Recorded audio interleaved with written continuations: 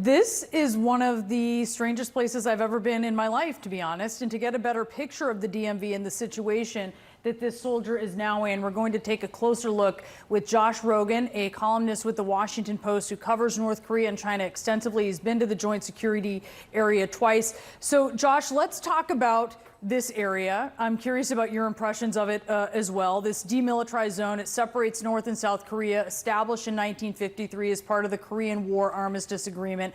It's roughly 150 miles long, a mile wide. This is the little bubble where there is sort of like a porosity.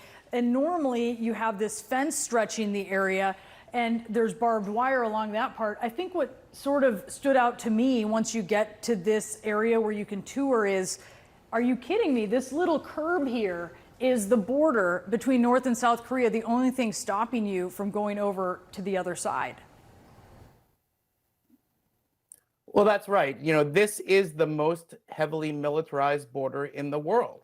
And that spot where we just saw that image of Travis King before he fled into North Korea is the one place where tourists can go, officials tend to go, where the North Koreans and the South Koreans have met in those buildings. They actually put the buildings to straddle the line so that the buildings themselves for the negotiations are in neither country exclusively.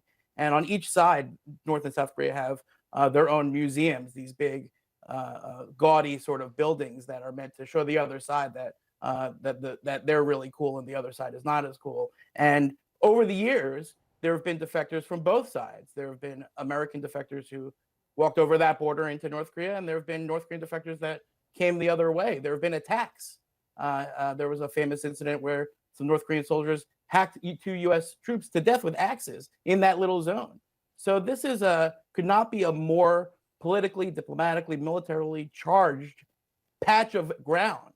And the fact that tourists can go there, as I went there as a college student, or that officials can go there, as you and I have gone there in our reporting capacities, is just amazing. But it is that vulnerability in that little pocket inside the DMZ where North Koreans and South Koreans and tourists can interact with each other. That is the opportunity that Travis King apparently took in order to run across the border and deliver himself into the hands of the North Korean government and change his life forever, probably for the much worse.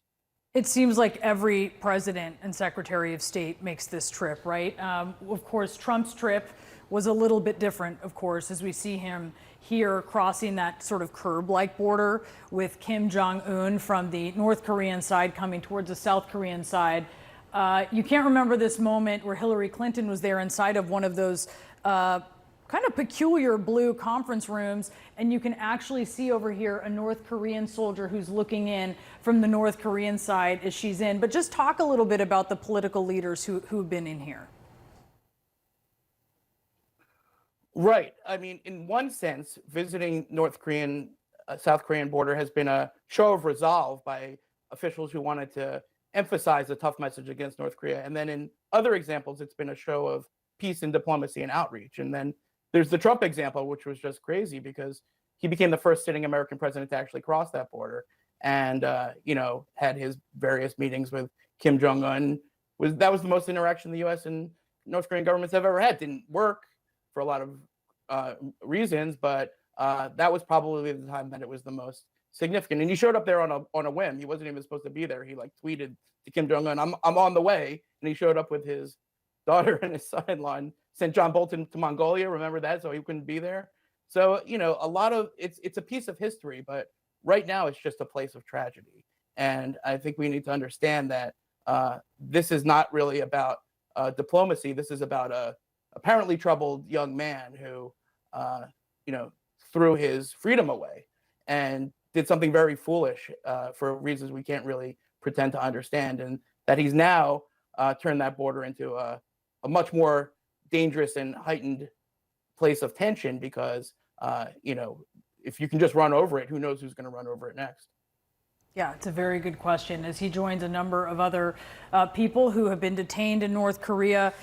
Many of them freed, as it were, in 2008 during the Trump administration. 3 Americans who were freed. Of course, Otto Warmbier. When you talk about tragedy, I think that's one that stands out for folks. He came home, of course, and died just days later. We think of Jeffrey Fowle as well in 2014, leaving a Bible in a hotel room and ultimately being detained for 6 months. This is serious business, Josh. We don't know how it's going to end, but thank you so much for taking us through what is obviously a very particular place with particular dangers to this young soldier.